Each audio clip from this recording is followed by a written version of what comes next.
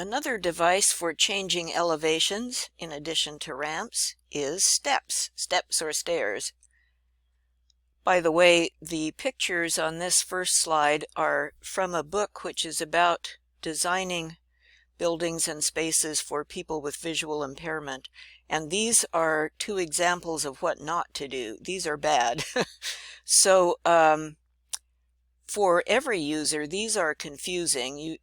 You're going to run a risk of tripping because things are just uneven.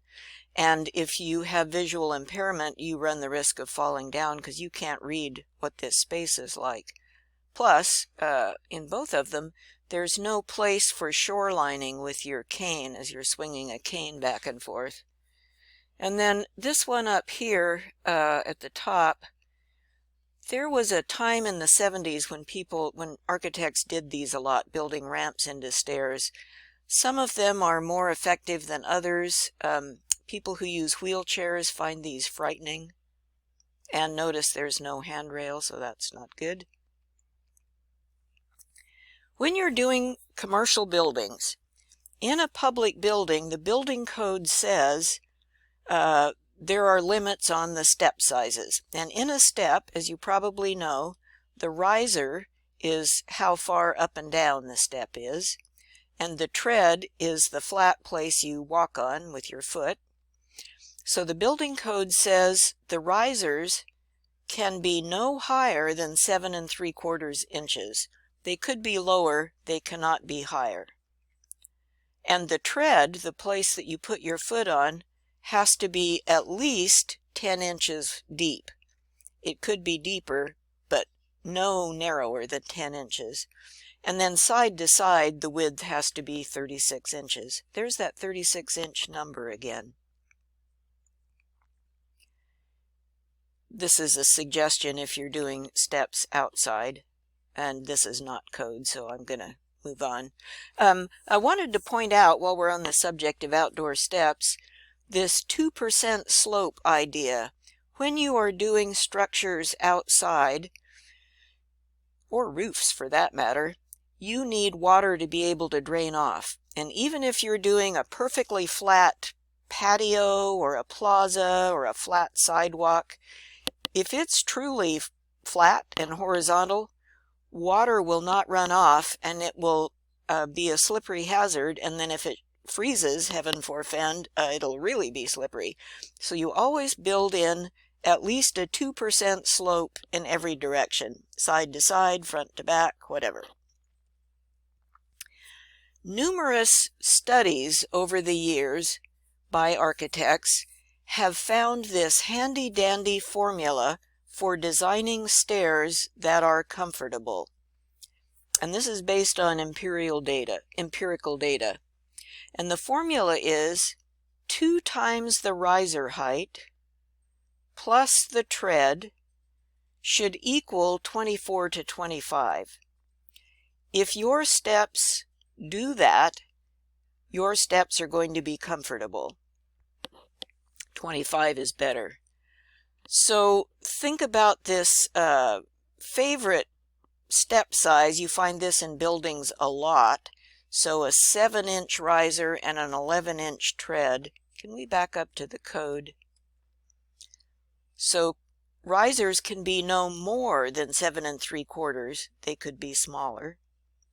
Treads must be at least 10 inches. They could be longer. So a favorite step size is 7 by 11 inches. All right, so plug the 7-inch riser and the 11-inch tread into this formula.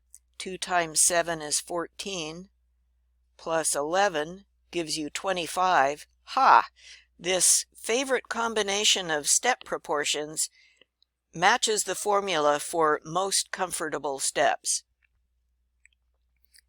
And by the way, if you walk around some outdoor spaces on the LCC main campus, there are some old steps from the mid-1960s that are too flat, but they're too flat and the tread is too long. And if you plug the rise and run into this formula, you'll discover it's way off, and no wonder it's uncomfortable. People who do outdoor steps will go up to 26 inches for that 2 riser plus 1 tread. Think about users going up and down stairs. Think about yourself going up and down stairs. You might take one step and be consciously aware, but after that, your automatic muscle memory is going to kick in, and you want to think about talking to somebody or the meeting you're going to or looking out the window. You're going to stop thinking about what size these steps are, and you're going to let your automatic system maneuver you up and down the steps. For that reason, steps must be uniform. If somebody's automatic muscle memory has taken in one step and has decided, okay, that's the size it is, and then they continue up and the heights change or the treads change, they are going to fall down, or at least trip, guaranteed. So they must be uniform. It is better to have 3 steps if you can. 2 steps is a little bit befuddling, and people sometimes trip on 2 steps. At 3 steps, their body is aware, okay, this is stairs, and they can handle that. And we are no longer allowed to have open risers. You know, you can't have a slab of wood as a tread and then open air underneath. Oh, like this one at the bottom. Those used to be allowed, like back in the 60s and 70s. They were considered cool. But now we know, oh, people can catch their shoes in that space. If you're using a cane, you can catch your cane in that space. So we can't do those anymore. Remember when we were talking about ramps and we talked about landings, how traveling is exhausting if you have certain health conditions? Well, that's true of stairs as well. And so it's good practice to put a landing, a flat space, every 9 to 11 steps so that people can go up some steps and then rest. And this is called a flight.